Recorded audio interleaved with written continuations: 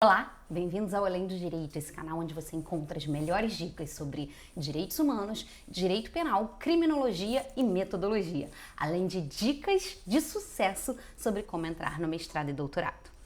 Eu sou Daniele Maia, professora universitária e advogada, e hoje vou trazer para vocês um complemento de um vídeo que eu fiz lá em 2021, onde eu trouxe todas as condenações brasileiras na Corte Interamericana de Direitos Humanos.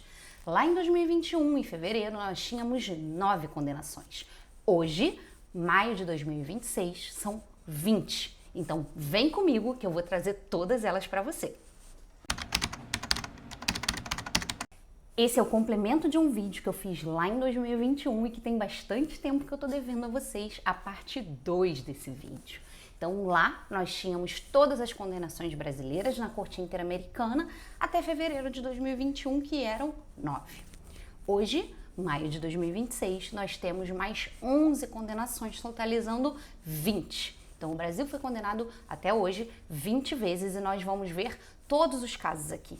A ideia é que vocês tenham um grande compilado, um resumão, em que eu não vou aprofundar em nenhum dos casos, mas vou trazer eles todos condensados num vídeo só, para você ter acesso a todas essas condenações. Se você quer saber aspectos procedimentais sobre a corte, sobre o sistema, a comissão, eu vou deixar os vídeos aqui nos cards para vocês. E vocês também podem sugerir nos comentários vídeos novos para que eu possa trazer em vídeos nessa sequência. Então vamos lá? O primeiro caso que eu vou trazer, então a 10ª condenação brasileira na Corte Interamericana, é o caso Barbosa de Souza, em 2021. No caso Barbosa de Souza, nós tivemos a condenação sobre feminicídio. Foi o primeiro caso de feminicídio no sistema. Esse caso, ele é curioso porque a Márcia, ela era casada com um parlamentar, casada não, perdão, ela tinha um relacionamento amoroso com um parlamentar e na lógica desse relacionamento amoroso violento, ela acabou sendo assassinada por esse parlamentar. O grande X da questão é que, por ele ser um parlamentar, ele tinha uma série de regalias. E naquela época, ainda existia a necessidade de autorização do Congresso para que um parlamentar fosse processado. Então, a gente vinha de um contexto muito próximo ainda da inauguração da Constituição de 88, muito próximo à ditadura militar.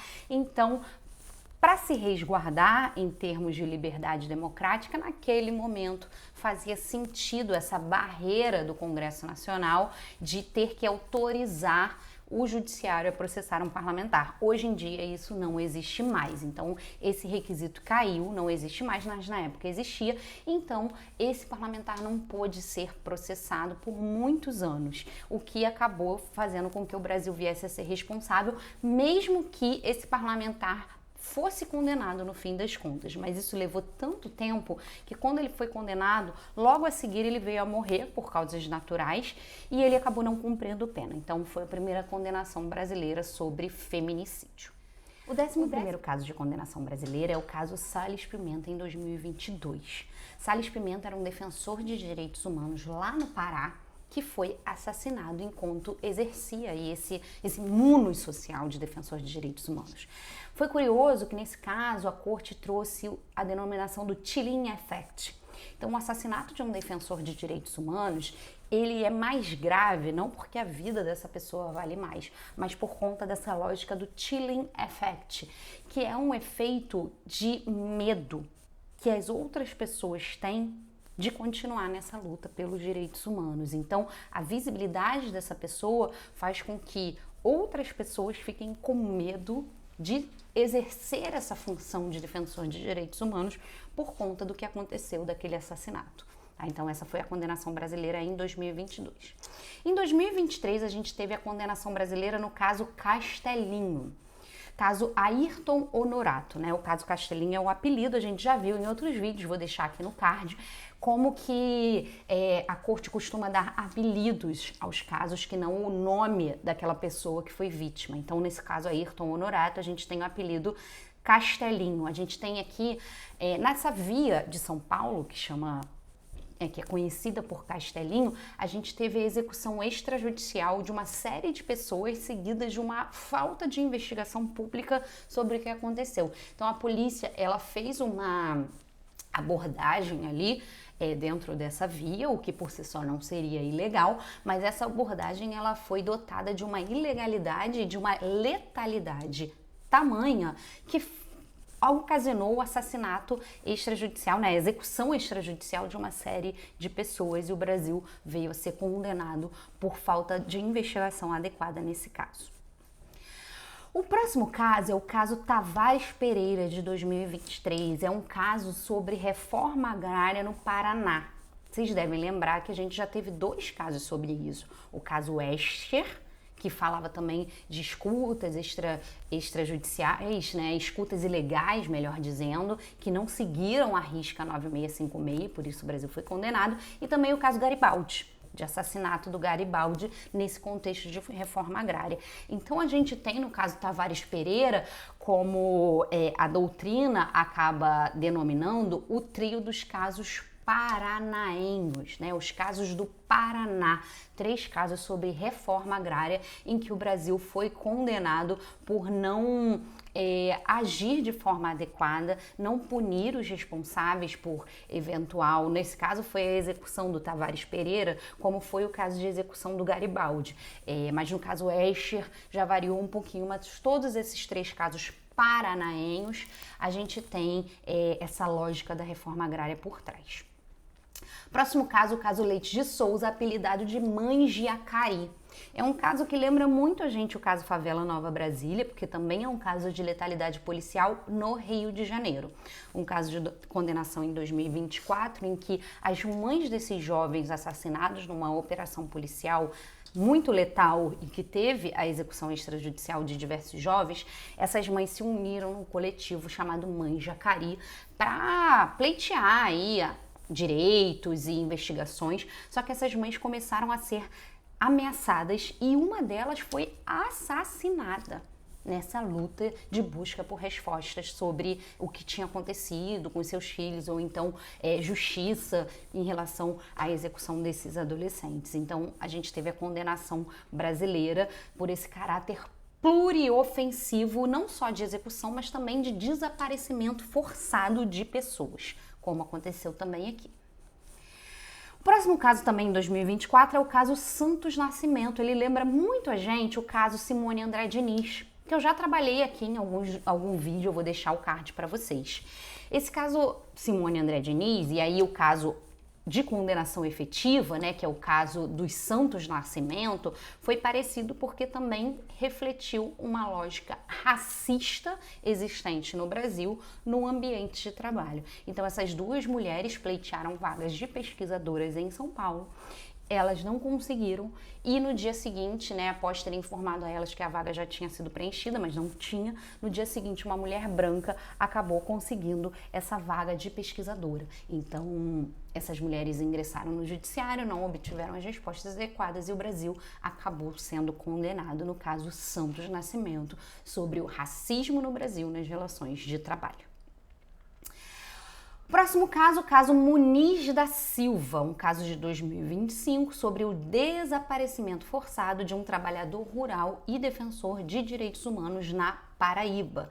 Então a gente tem aí outros casos similares que a gente já trabalhou com essa temática, né, similar, aqui junta a questão do trabalho rural com a questão do desaparecimento forçado do defensor de direitos humanos, a questão do chilling effect, que a gente já trabalhou, esse do Muniz da Silva de 2025. Nesse caso do Muniz da Silva, a corte bateu bastante na questão de adequar o nosso ordenamento jurídico para o crime de desaparecimento forçado. A gente não tem esse crime positivado na nossa legislação. Criar um protocolo público, né, de proteção dessas famílias e de evitar aí a atuação mesmo do poder público sobre o desaparecimento forçado. Vamos para o próximo, né? O próximo caso é o caso da comunidade quilombola de Alcântara. Nesse caso, é um caso de... o Estado ele foi condenado porque ele não atuou de forma adequada para proteger 171 comunidades quilombolas que ocupavam o espaço onde foi construído o Centro de Lançamento Aeroespacial de Alcântara. Então, esse centro aeroespacial foi construído sem que fosse feita uma consulta prévia nessa comunidade, violando direitos de propriedade coletiva, de circulação, de residência, violando direitos de demarcação de terras, violando direitos de garantia aí do pleno uso e gozo da propriedade por essas comunidades quilombolas. Próximo caso, já agora em 2026, super recente, condenação brasileira no caso Leite, Pérez Crispim e outros contra o Brasil, um caso sobre ditadura militar. Então agora esse é o terceiro caso sobre ditadura militar. A gente tem o caso Gomes Lund, guerrilha do Araguaia, que foi o primeiro lá em 2010. Depois a gente teve o caso Herzog, do jornalista Herzog. E agora em 2026 a gente tem esse caso Leite, que fala sobre como o Brasil tem que ser responsável por tudo que aconteceu sobre a ditadura militar. É um caso que desconsidera a lei de anistia, é um caso que trata sobre esses crimes contra a humanidade e como eles não são prescritíveis, porque são crimes contra a humanidade. Nesse caso, a gente tem o caso de duas pessoas, o Eduardo e a Denise. Então, o Eduardo Leite e a Denise Crispim, eles eram um casal que lutava arduamente contra a ditadura militar. A Denise engravidou, ela acabou indo para os bastidores e se exilou, né, do país. O Eduardo não, então o Eduardo acabou sendo assassinado, inclusive o que foi reconhecido pela Comissão Nacional da Verdade. Então, nesse caso, a Corte também entendeu que para Denise era preciso que o Brasil adotasse um julgamento sobre a perspectiva de gênero nesses crimes que ocorreram na ditadura militar brasileira. Vamos ao próximo também em 2026, caso Hernández Norabuena. Então é um chileno que estava cumprindo pena no Brasil e é um caso que analisa as penas que ocorrem em regime de segurança máxima. O RDD, hoje é RDD, Regime de Cumprimento de Pena Diferenciado, que à época não era regulamentado. Então não é que a corte reconheceu a inconstitucionalidade do RDD, não é isso. Ela reconheceu a inconstitucionalidade de prisões de segurança máxima, que tem critérios aí muito restritos de liberdade, de visitas, não são previamente, né, a priori incompatíveis com a Convenção com a Convenção Americana de Direitos Humanos, a CAD, mas nesse caso a Corte considerou que era sim incompatível porque foi antes da lei. Então não era regulamentado, não havia aí nenhum tipo de critério, de parâmetro a ser utilizado para análise da legalidade dessas prisões e do controle judicial dessas prisões. Então, por essa falta de base legal, é que o Brasil foi condenado aqui. Não quer dizer que prisões nesse espectro, né, nesse parâmetro de RDD, sejam consideradas incompatíveis com a Convenção. A Corte ressaltou bastante isso. E para finalizar, o nosso 20º caso é o caso Clay Mendes e outros, também apelidado de Chacina de Tapanã.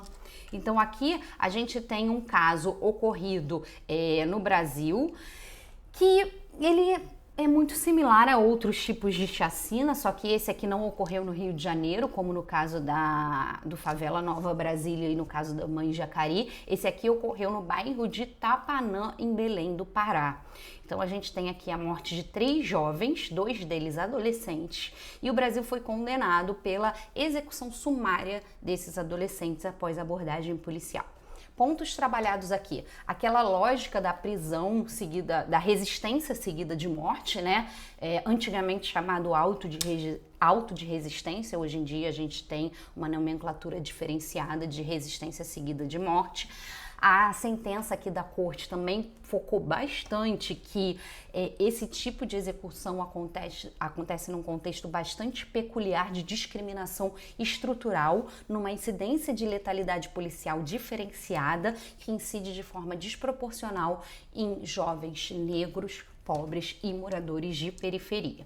E também foi um caso que a corte utilizou um julgamento de perspectiva racializada e determinou que o Brasil, em casos similares, siga esse mesmo tipo de protocolo de perspectiva racial. Ufa, terminamos. Então agora vocês têm aí para vocês, para os estudos de vocês, estudo para concurso, estudo para mestrado. Aliás, se você quer fazer mestrado, não esqueça que eu tenho um link aqui embaixo sobre o meu curso de mestrado e doutorado descomplicado, que é muito acessível e ele vai te dar aí todo o beabá para fazer os processos seletivos de mestrado. E claro, se você quiser ir lá na plataforma vizinha conversar comigo sobre as minhas mentorias individualizadas, você vai ser muito bem-vindo e saiba que você vai ter muito êxito, assim como os muitos e muitos alunos que eu já ajudei a entrar no mestrado e no doutorado. Fica aí para vocês, então, a parte 2 desse vídeo, o complemento tão esperado, tão aguardado e tão pedido por vocês. E agora vocês têm completinho as 20 condenações de brasileiras na Corte Interamericana de Direitos Humanos. Ficamos por aqui, um beijo e até o próximo vídeo. Tchau!